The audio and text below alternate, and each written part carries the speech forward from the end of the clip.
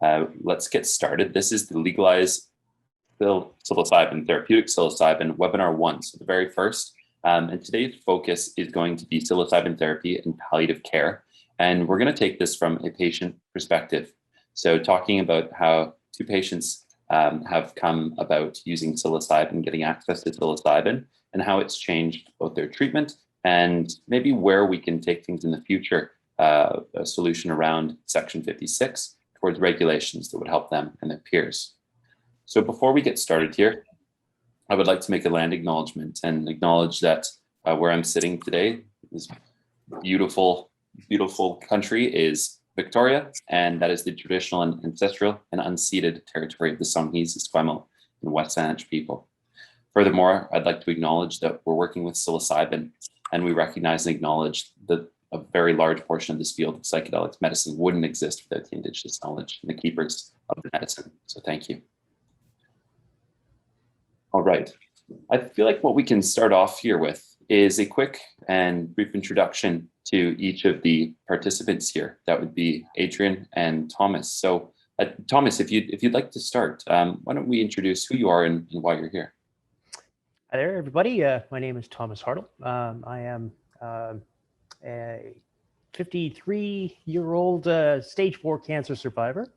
I have had active stage 4 cancer since 2016, and I've been undergoing a variety of surgeries and chemotherapies since that time. I consider myself very fortunate to have been the first person in Canada who's been able to receive psilocybin-assisted psychotherapy for helping me deal with my end-of-life distress. And I waited approximately 100 days to get my own exemption. There are many Canadians who have waited far longer than I have had to wait. So I am here today to try to do my part to help hopefully improve that process for as many of those people as I can. Thank you very much, Thomas. And Adrian, how about yourself and your experience? Hi, I'm pretty similar to Thomas, although my cancer is the kind that when you say it, everybody goes, ooh. I was diagnosed in January 2015 with stage 4 pancreatic cancer and was given 2 years to live, but I'm still here, which is great, but it brings its own other issues. You know, just, I was an anxious person anyway, but just the depression and anxiety that it's like a constant cloud is over my head. And I did just get the legal exemption. So I haven't done my big trip yet, which is supposed to help take all that away like Thomas has.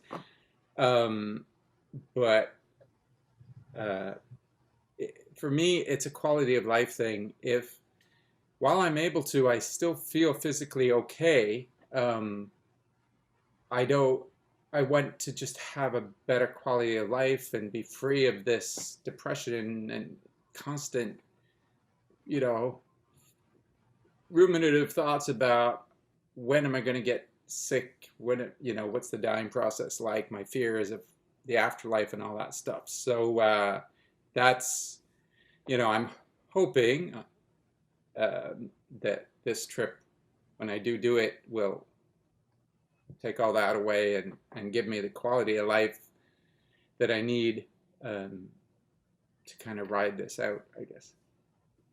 Awesome. Thank you, Adrian. And something I want to acknowledge to both of you is that you have both been extremely outspoken and well-spoken advocates of this therapy for many other individuals who we've met with in prior groups. So thank you very much, and really bravo, and thank you for your bravery in being able to come stand up here and speak to the Canadian public, both for all the work that you have done and are doing and will continue to do.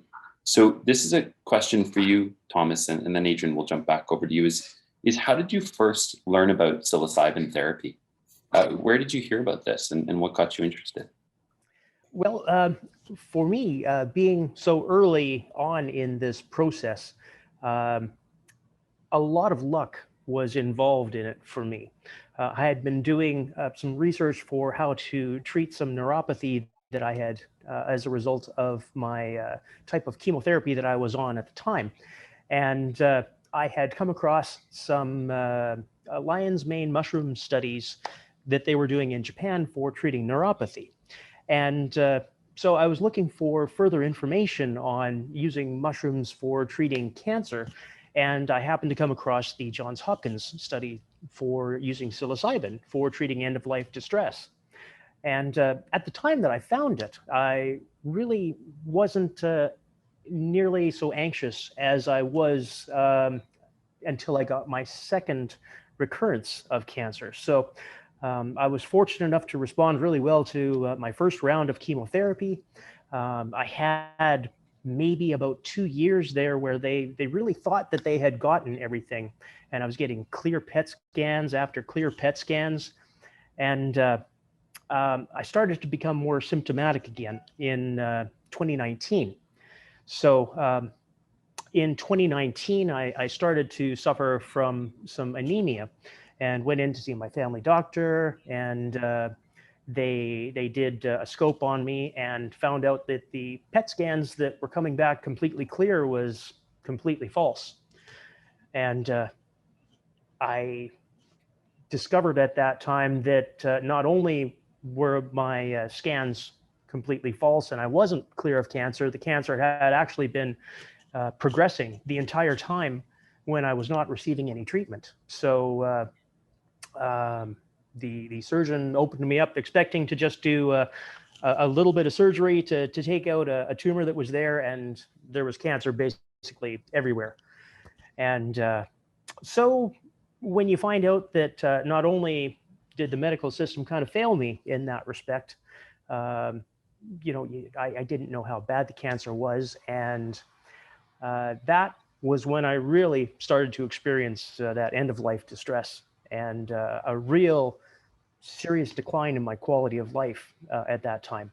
So I revisited the information on Johns Hopkins. I started looking for any studies that I could have joined here in Canada to try to get some treatment on my own. And I found out there was just nothing. There's nothing here in Canada at all. And searching for a therapist who had some experience in it, or anybody who knew something about it, I came across the Therapsil website. And the good folks with Spencer and Holly here were able to assist me with my Section 56, and that's really where my whole psilocybin story starts. And just as a quick comment here, I mean, you've used a bit of cannabis as well, so it's almost like this is the second time you've been through trying to get access to a previously controlled and inaccessible substance. So I mean, luck, but also opportunity and understanding, right? Yeah, I've been using cannabis for dealing with my chemotherapy side effects since I started taking the chemotherapy back in 2016, and it has really given me appreciation for the value in natural medicines, not just the cannabis but the psilocybin as well. And for me, having that comfort with a natural substance like that was really helpful in allowing me to take the next step into something that I had previously, I've seen the commercials when I was growing up in the 80s, this is your brain on drugs, the drugs are bad. But I have discovered since that is really just not the case. And Adrian, for yourself, what was learning about psilocybin like and getting to the point where you are now with an exemption? Well, ever since the first day I got diagnosed, I just, because I'm single, I had to advocate for myself. And I did get into, we have the Ottawa Integrated Cancer Center here, which is a naturopathic cancer-related place that work with your oncologists with complementary therapies. But through them, my naturopathic doctor told me that when I do research, to only go to things like PubMed and things like that, like not WebMD. And I would also, I was suffering from a lot of depression and anxiety, um, and they kept sending me to the psychosocial center, where you can only have 3 sessions with each provider each time. So the psychiatrist was just 3, and then the social worker was just, I think, 3 to 6, but it really did nothing, and they couldn't prescribe. And I finally, because my GP wouldn't give me any antidepressants, she wasn't comfortable doing that, which I find strange. But I finally had to get my endocrinologist to give me an antidepressant under a kind of a off-label thing. It's supposed to help with neuropathy, so that's how I got it. I think it's duloxetine or Cymbalta or something like that. Anyway, didn't really do anything for the depression. And in my life before cancer, it has been an issue going forever, and I've tried every antidepressant there is. And my research, I found stuff on not psilocybin. What's the other one? Ketamine. So I have been aware of ketamine studies for a while, and but then in January, December, I was hospitalized for a cancer-related issue, but while on the cancer ward, was exposed to COVID and ended up catching COVID, was in the hospital for a month, and that's when I found out that my immune system was shot from 6 years of chemotherapy. My bone marrow just wasn't working anymore, that they couldn't get a scope in to drain my liver, because before I always used to have stents, and it was never an issue. They'd put in a new stent and everything would be fine, but they were saying, this time we can't fit a stent in, your only option is an external drain. So it was just all that. And then I had the long COVID for 4 months afterwards, so I had to go to my parents and was bedridden for 5 months. And that's when I really started studying what psilocybin can do for end of life, just the depression and fear and all of that, because before that, I never thought like I was going to die, because I always felt like there was something else in the hopper, like another, because I just responded so well to everything I ever did. I never thought I would get to the point where they said, there's no more treatments for you. Your bone marrow isn't good enough. So that really, amped things up. And then I was talking to a friend who's quite knowledgeable about mushrooms, and he actually sent me the psilocybin website. And then I clicked on it and immediately sent off my email saying I was interested. And that was back in April. And Natasha, she did all the work, but it took so long to get the package ready, not because of the government, but because even my oncologist wouldn't sign the paper about suggesting that psilocybin-assisted psychotherapy would be good for me. And we had to get very creative, but once things were finally ready to be sent off, I think it was middle of June, then the government did send a couple things back that I was told were stalling tactics, but I got it within 30 days or just over 30 days, which now I've heard is really good, but I have to set up the actual big trip day. But yeah, that's how I found out about it. And that actually helped lift my depression a lot when I was accepted by Therapsil for you guys to help me through the process. That started the hope that I think is very important. That's awesome, and maybe I think that ties perfectly into the next question here, which is, what was your process like of getting access? I mean, because it's Section 56, I think we can assume that it's less than ideal, right? It's having to reach up to the highest levels of government.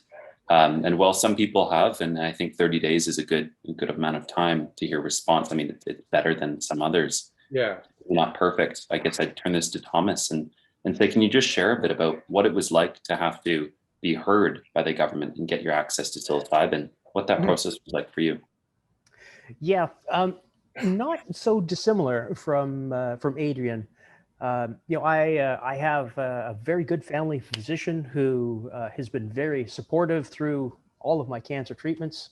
When I asked her for cannabis to be able to treat my chemotherapy symptoms, she was very supportive and signed me right up. But when I came to her and asked her what she knew about using psilocybin as a therapy for treating anxiety and depression, she was more like, you want to what? Uh, the roadblocks that Adrian and I have run into on a fairly constant basis in this process is a very dominant lack of understanding and information out there for the medical community in general. And that has been a real first hurdle to overcome for myself and for a lot of people that I have spoken to who are trying to go through this. The second hurdle is that because this is something that requires an exemption from the government, it forces people like myself and Adrian to share our medical information with politicians who, normally I would like to keep my personal medical information between myself and my family physician, maybe some specialists who are part of my care team. But, sharing my very personal medical information, like having anxiety, having depression, is not something that I would willingly, voluntarily choose to share with a complete stranger like a politician. But people like us have been forced into this position to do so, and it's really strictly a result of a lack of legislation that would allow us access to this in a more I guess medically related way. To me, in the same way that the cannabis use was between myself and my doctor, who was informed on it, I feel like using a psilocybin assisted therapy is also something that I would like to keep between myself and my doctor, if that were possible. And I really wish that the next group of Canadians who are going to be going through this process are not going to be subjected to not only the anxiety from their condition, but also the anxiety of having to beg for permission to use this from somebody who may determine, like Adrian, that 30 days is critical, or somebody like other people that I've spoken to who are seeking access are not considered as critical. And that is an opinion of a politician or a bureaucrat as opposed to a medical professional. For sure. And Justin in the comments here threw in a really interesting point that is interesting. The responsibility of going through the literature and investigating the substances goes, shifts from the doctor and healthcare worker to the individual when it comes to these illegal substances. And absolutely, I think that's something we've been advocating is doctors and therapists should be the ones able to research, look into this and support patients. That's why healthcare practitioners have gotten Section 56 exemptions for training. And you're absolutely right, Thomas. Having to reach out to a politician is somewhat absurd when the alternative is reaching out to your doctor, and it makes much more sense that way. Adrian, I saw you wanted to comment. I just wanted to add on to what Thomas said, is that it's a huge, even though Natasha was really great at helping me through the process, it's still a hell of a lot of work to cobble everything together, and it's quite stressful. And I mean, I don't really give a crap so much about my personal information because that's not my thing, but I can understand how for others that it would be a huge confidentiality issue having to share it with God knows who's in the office reading it. But yeah, just the fact that the onus is on the patient, and it's so much work added to already having to advocate for just your own health in the regular things. It's just an extra burden that I wish wasn't there. I wish the process was like it is at Shoppers Drug Mart when I wanted the medical cannabis. I tell them I want to get on it. A registered nurse did a Zoom call with me for half an hour, granted me access, and then I tried it. Like, I don't think psilocybin should be just free and available to everyone like marijuana is now. I still think there needs to be some sort of process, but a half-hour Zoom call with a nurse practitioner, would be so much easier than what we had to go through to get access. So, absolutely. And, that process that you went through, one more thing I'll mention here is, again, like Thomas, you waited 104 days, I believe. And Adrian, you've waited, 30. Like, what does that feel like, waiting, especially knowing that some patients, some people who you've both spoken with have been waiting for, up to 5 months? How do you think that impacts people? Is it fair? Is there a better solution here? well, there's just no standardization. I mean, why did it? I understand. Okay, if Thomas was the first, that's setting a precedent. So I understand 100 and something days. But the other people that I met in another Zoom call here before, people who, like, who's to decide that I deserve it more than someone who's actually in a palliative care center and facing death? And I've heard that people have died waiting for approval. I mean, to me, that's just tragic. And the other day, when I did get sick and everything, I thought, oh, if I have to go to the hospital, I'm grabbing my 5 grams of mushrooms and I'm going to take it in the hospital, because because the next time I go to hospital could be the last. And I don't want to die not having the peace that hopefully, that in 80% of patients, they get. Sorry. Yeah. And to add to what you're saying, Adrian, I completely understand and relate to that feeling that, I would be totally willing to just grab mushrooms from someplace. I particularly grew my own because it isn't something that you can just go pick up at, the local drugstore, like you say. Yeah. So, for me, ensuring that I had a safe supply was very important to me, because I didn't want something that was, laced with fentanyl. But, in doing so, I grew the mushrooms that I needed for my medicinal session. And I would have been willing to use those if I could not have gotten an exemption, because I was reaching that sort of a level of desperation.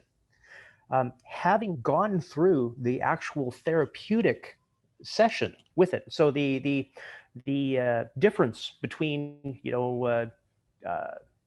what I have had from friends who have told me that they have done shrooms, the difference between just doing mushrooms and actually having a therapeutic session with mushrooms is very different. Mm-hmm. And Thomas, yes, if you don't mind, I mean, this is a perfect question, and it's setting it up is, I think it's really important that everyone in the audience hear that, is for those who don't know what psilocybin therapy is. And I really would like it if you could set it up and explain to them, for people who may think it's, about using psilocybin over and over again, or may have heard, as we discussed before, the old, this is your brain on drugs. I mean, can you explain, as someone who's done a therapeutic session, what was the psilocybin therapy like? Absolutely. Yes.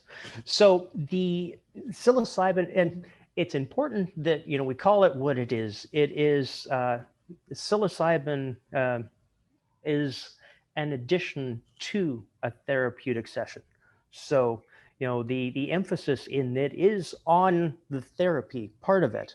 And psilocybin is a tool that helps to reach those places inside of you that are like a hot potato to handle. You know, the real sources of our anxiety or your depression or difficulties that you're dealing with. So first off, there are a number of pre-session therapeutic talks with your therapist, and they establish what is likely to happen in a session or what other people have experienced, what would be some reasonable goals that you would set, and what your intention that you are hoping to get out of a session is. So it's very important to have a very clear idea of what is going to be going into and coming out of this session. After you've established, trust with your therapist and a good rapport, and you have the proper set and setting, which your mindset and the setting that you're going to be doing your session in, you actually do the session. The session is largely an introspective process. So in my particular case, I got to work with Dr. Bruce Tobin, and I was doing the protocol that they do at the Johns Hopkins. So that would be listening to specific music. The music is geared towards targeting specific emotions. So different pieces of music have different emotional attachments associated with that. And you put a blindfold on, and what you experience is what you experience. For some people, it's going to be pleasant. I was very fortunate in my session that I found it to be very relaxing and peaceful. But that doesn't mean that that's the way that it is. If you are dealing with difficult issues during your regular day-to-day life, you can expect those difficult issues to come up while you are undergoing psilocybin as well. But that is a very good thing, because your therapist can assist you with addressing those difficult things. Following the psilocybin session, there are a follow-up number of integration sessions. So you speak about what you experienced and the type of things that that gave meaning to. And it is through this entire process that you can resolve some of the issues, hopefully, that you are experiencing.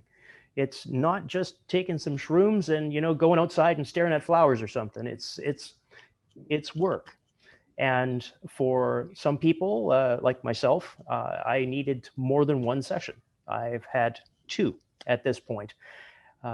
In some point in the future, I may decide that I need another session. And again, that is part of why I'm advocating so strongly for a change to the legislation that we've got, because my exemption is coming due here in August.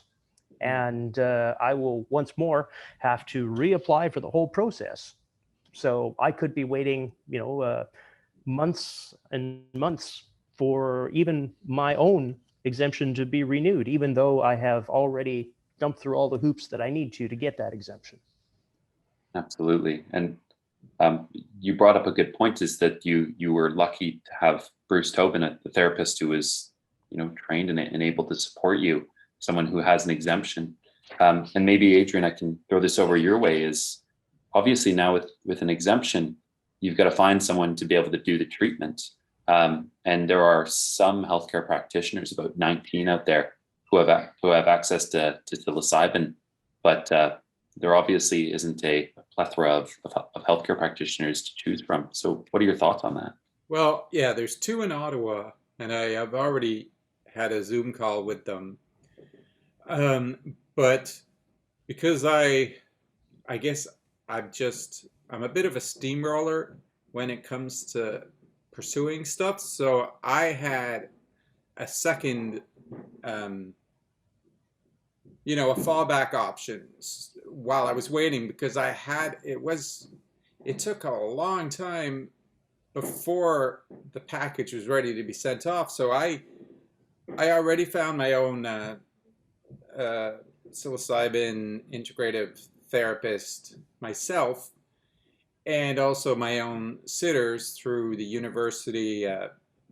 They have a spirituality, uh, so what is it, psychedelic something spirituality center. So I cobbled together my own thing that was there in case I didn't get the exemption, because like Thomas, I was ready to just say, screw you. If I don't get this soon, I'm going to just do it by myself, without the exemption. So um, I have, I'm glad I started the therapy about 2 months ago. I've been seeing the therapist every 2 weeks. He, however, even though he's on the waiting list for Therapsil, he hasn't finished, so he can't be there for the actual trip. So I still need to do, if I do it the proper way, the legal trip sitters to be there. But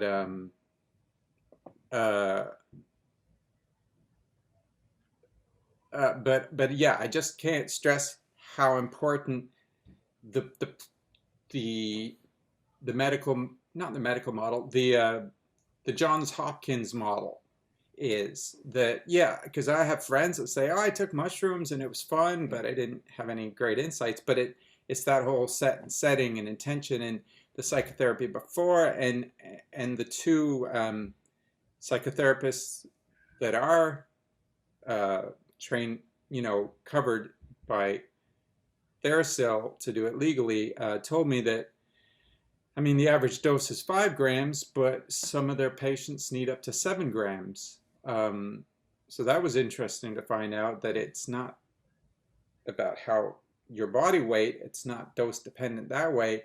They said it's about how many blockages you might have.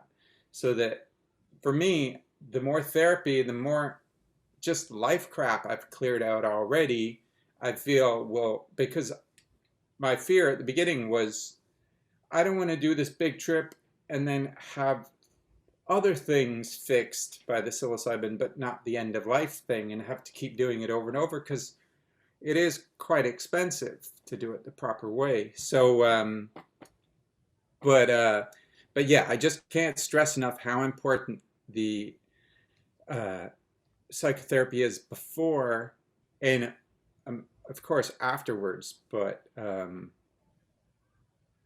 Well, for sure. And I think that through a conversation with Thomas that we had a long time ago now, we discussed how chemotherapy is. Imagine, if a patient was given the right to use chemotherapy, but, we're not going to give you the chemo drugs, and you don't have a therapist, radiologist, doctor to support you.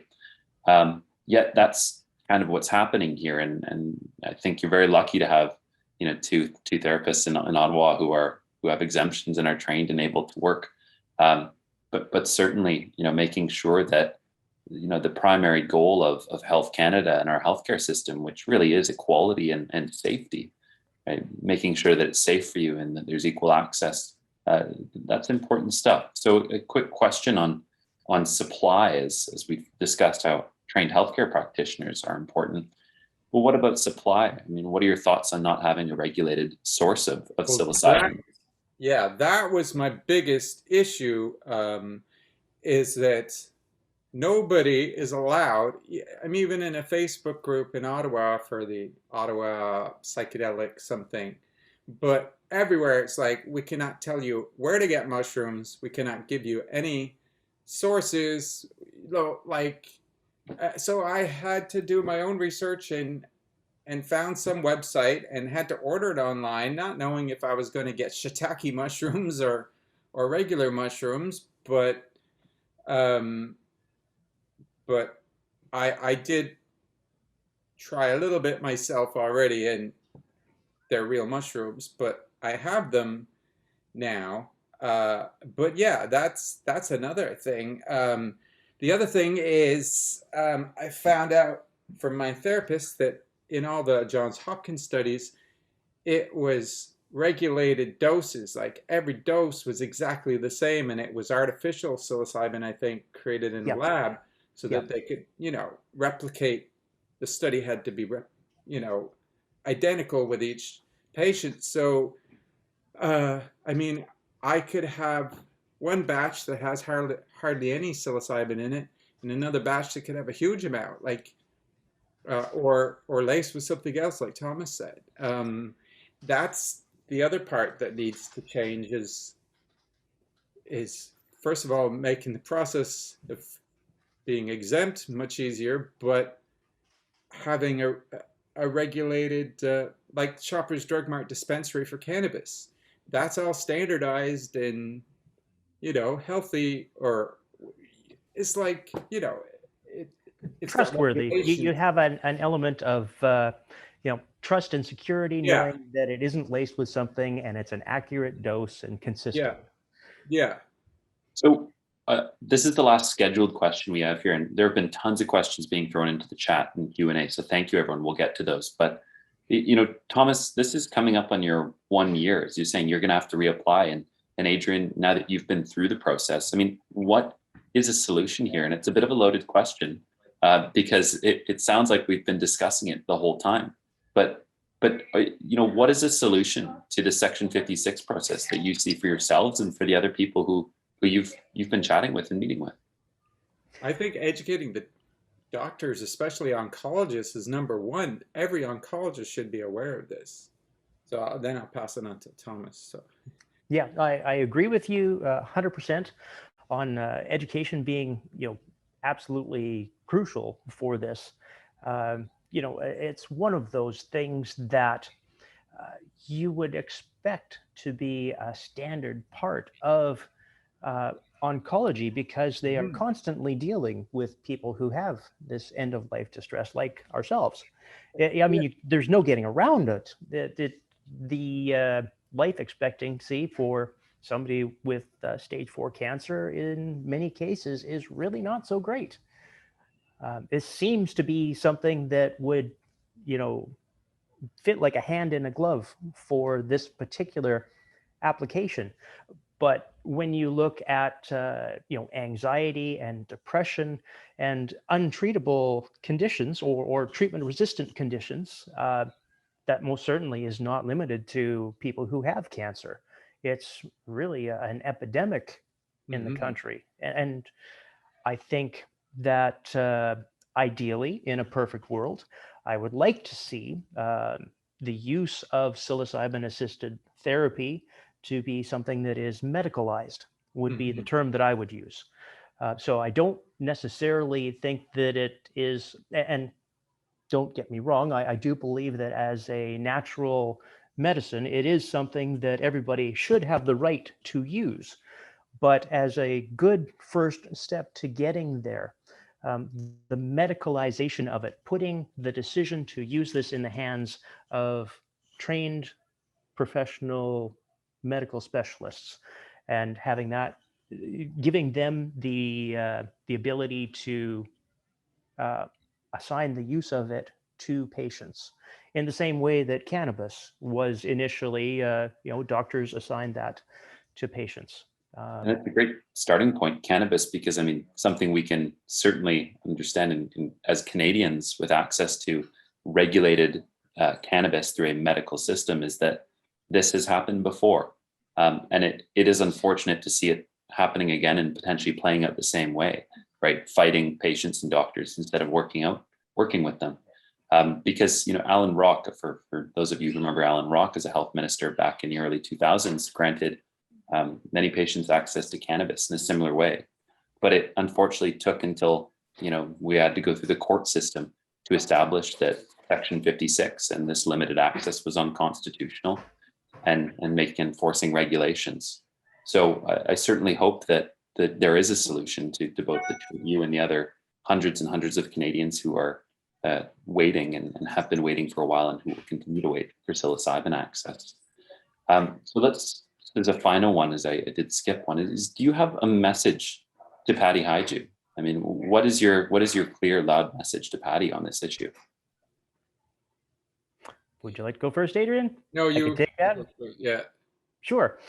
I've been thinking about this one a little bit, and coming up on the renewal for my Section 56. For me, I have been considering, just asking nicely for a renewal of my my Section 56, but I believe that that is the equivalent of, just putting a Band-Aid on a problem that I am seeing growing in a very rapid fashion.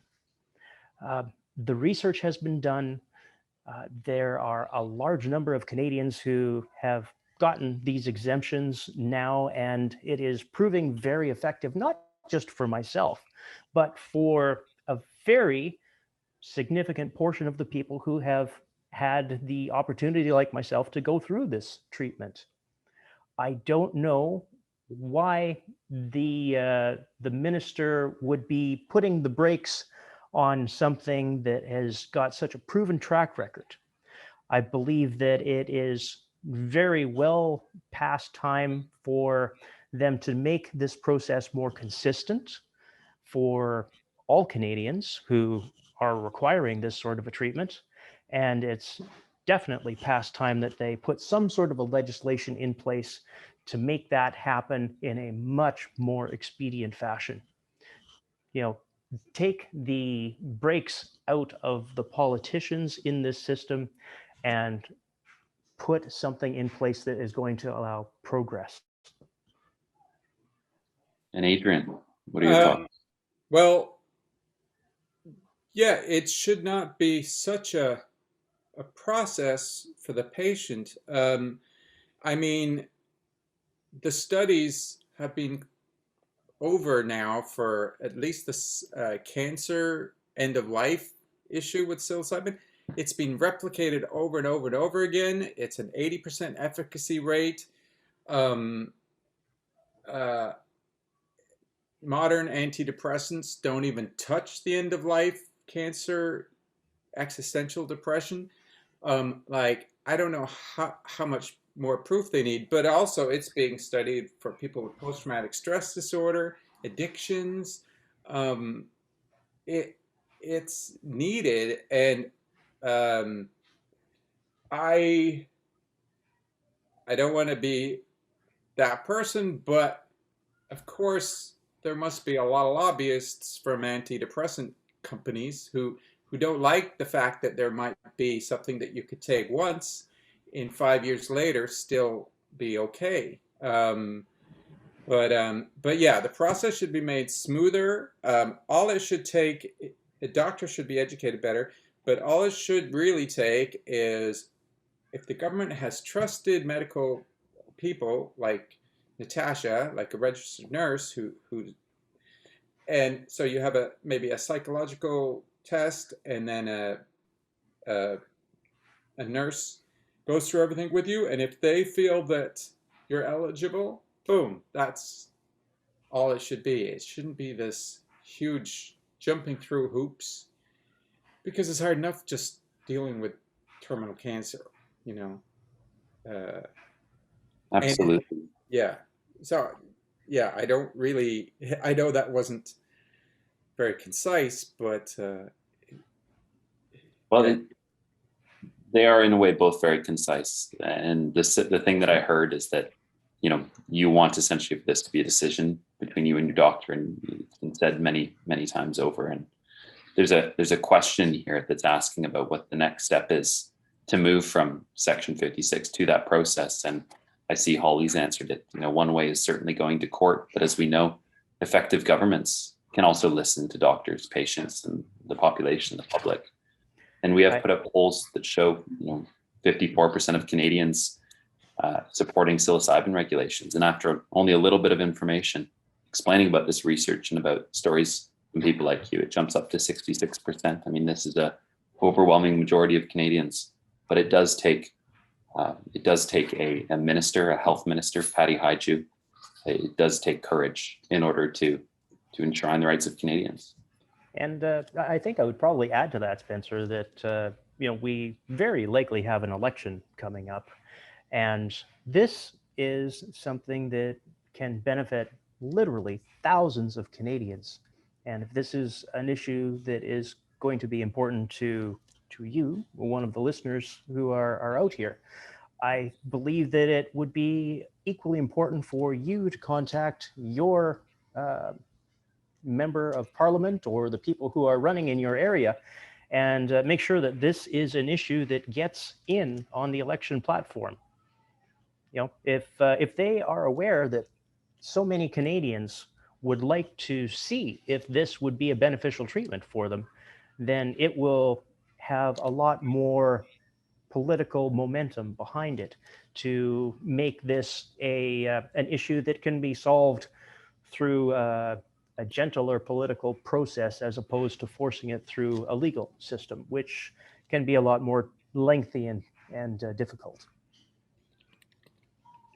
Absolutely. Were you going to say something, Adrian? I was just going to answer a question, so I forgot what I was going to say. But I think it starts. The public is great. It's great that a majority of Canadians agree with this. But the fact that my oncologist, who deals with GI tract cancers like colon cancer, pancreatic cancer, the most deadly cancers, was not willing to sign my medical forms to get access, tells me that I think a lot of the effort should go into educating the doctors. And also, I know that there's a lot of therapists out there that do short-term therapy who feel that this model is perfect for the short-term therapy model, because it's like 1 or 2 sessions before, then the big trip, and then 2 to 3 after, and boom, it just, it's just really frustrating that we could see the need, but the people who are in the position of power can't, and they seem to be unwilling to educate themselves.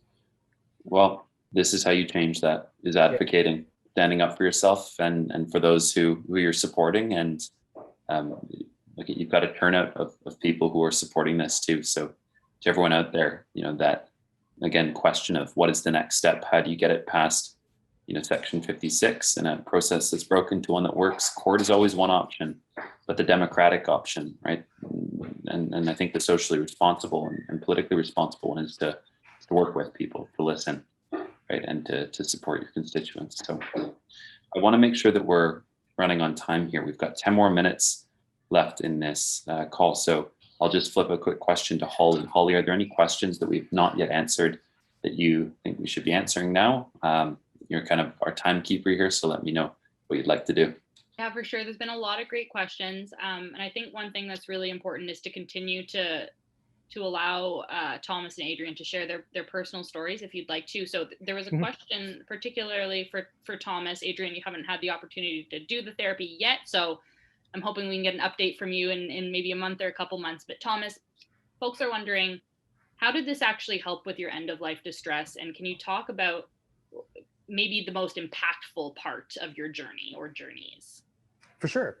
So for my particular session, I was looking to get a few things out of my psilocybin session. There were things that I had heard other people speak about when they had their experiences with psychedelics. So people talked about a feeling of connectedness with the universe. They talked about a feeling of a universal love, or the understanding that the concept of death is ridiculous. And for me, those were very academic things, equally academic as the idea of life after death. If you happen to come from a religious background, which I don't really consider myself to be a religious person, but I would consider myself to be spiritual. I do believe in the larger creator and things like that. But the idea of what life after death would be was, again, largely academic. And what psilocybin provided me with was the actual experience of what consciousness could be that had literally nothing to do with Thomas or my life. When I was having my psilocybin session, there were large portions of time there where my experience, during my experience, I didn't have any recollection of even having a family, let alone, their names or any part of this life. But the experience that I was having was complete and full and very peaceful and tranquil. And it gave me the physical experience of what a life that didn't have anything to do with this life would be like. And it was very comforting for me because it gave me the actual experiential understanding that the transition from life to life after life, I guess would be the best way of putting it, could be something as gentle and ordinary as the transition from waking to dreaming. And I also had the understanding during that experience that the only place that I experienced pain and unhappiness was here.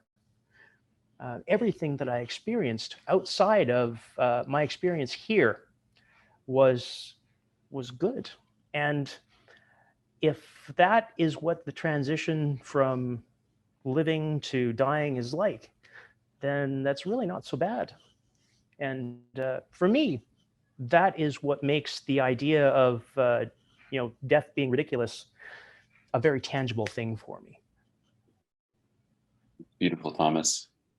Yeah, and that's why I really wanted to do it, because even though I am spiritual like you, I don't think many of us have that 100% belief. Like if I knew for sure 100% there was this heaven with the fluffy clouds and all our loved ones waiting for us, I'd be like, take me now, But I have extreme fear. I mean, through this process and reading people's stories, the fear has lessened, but I haven't experienced it myself yet, like you have. That I have heard that a lot of people get the mystical experience and the ego death and the feeling of being connected to everything, and just that fear of dying slips away. So I'm hoping, to get a very similar outcome. Now, don't get me wrong. I am totally not in any hurry whatsoever. Yeah. I definitely am trying to get as good of a high score at this game of life as I can. Yeah. But the fear has very much decreased for me. That's good. And your quality of life, would you say, is a lot better? Amazing. Instead of day after day living in this state of fear and anxiety, am I going to die this afternoon with a ruptured intestine, or is it going to be next week? Instead of this constant state of anxiousness, I'm actually able to live in the very present moment. As we're speaking, I'm actually on a family vacation, and this is the first time off that we have taken since 2018. Wow. And a lot of that is due to the fact that I am feeling like living instead of I'm dying, Yeah. Well, I think this is just about a perfect time to wrap up. We'll just go through a couple more slides here and let people know how they can support. But I just want to say thank you so much, Adrian and Thomas. Really, that it's been an amazing session. And being able to share your voice and hear those stories is incredible. And it does so much justice, not only to yourselves, but to all the other people who are in absolute need of psilocybin. So Holly's going to be putting up the presentation again. And I first want to say that, all of this, and I do have to pay our dues, is that we are a nonprofit organization, and everything that's been done to support, Adrian and Thomas and everyone else who's been seeking access to psilocybin has been done with the support of donors. So some of those donors are Nike and Cygen, MindCure, Apex Lab, Dr. Bronner's, and Optimi Health. And we still look to other organizations to help support this, as well as individuals, the people on this call. It's never comfortable asking for money, but as a nonprofit and publicly funded, we absolutely need all the support we can get to make sure that we can be loud and that we can continue to support exemptions, push education like we've been talking about. And so I would suggest to everyone on this call, if you can, make a donation. If you donate $50, you get some soap from Dr. Bronner's, which is pretty awesome. They're a wicked company. I heard And that. Yeah, that cleans everything, right? brush your teeth with it, I hear. And Don't clean quote me. pots and everything. And finally, I also want to let everyone know how they can support using their voice. And first and foremost is continuing to attend these webinar series. Get educated yourself and share. We'll have recordings of it, but also let your friends and families, brothers and sisters, mom and dad, anyone, let them know about these webinars so that they can also learn and hear more patient stories, because there'll be many more.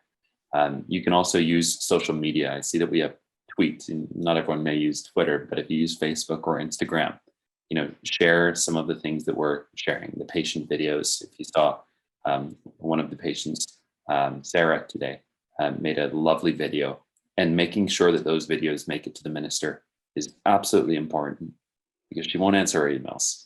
And secondly, you can write to your MPs. So if you head to our website, therapsil.ca, you can actually use one of our new tools where it will help you craft a letter to your MP. And it's so powerful being able to share and raise issues that you think are important to your MP.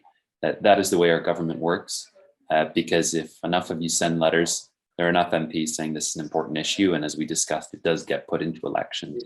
It gets discussed with the minister. And finally, you can become a Therapsil member. So there's more information on our website, how to join Therapsil and support. So thank you again, everyone who attended this. You are part of the solution here, part of the regulatory regime to help those in medical need get access to psilocybin. And Thomas and Adrian, I'll let you say something if you'd like to close, but otherwise, thank you so much. Well, for me, I would like to say thanks for everybody who attended. I most certainly hope you are leaving here feeling at least a little more informed on the topic if you came here with questions.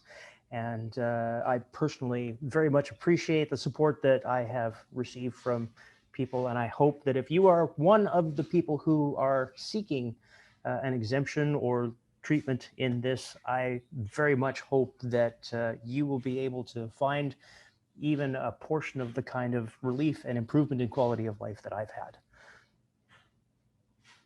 And yeah, I just wanted to say that, yeah, if anybody's on the fence, just start the process and send the email and yeah, just start the process.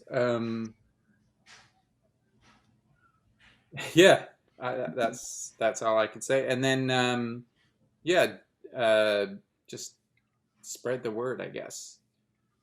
Thank you so much, Adrian. And thank you, Thomas. Thank you for being the advocates you are. And everyone else, thank you so much for attending.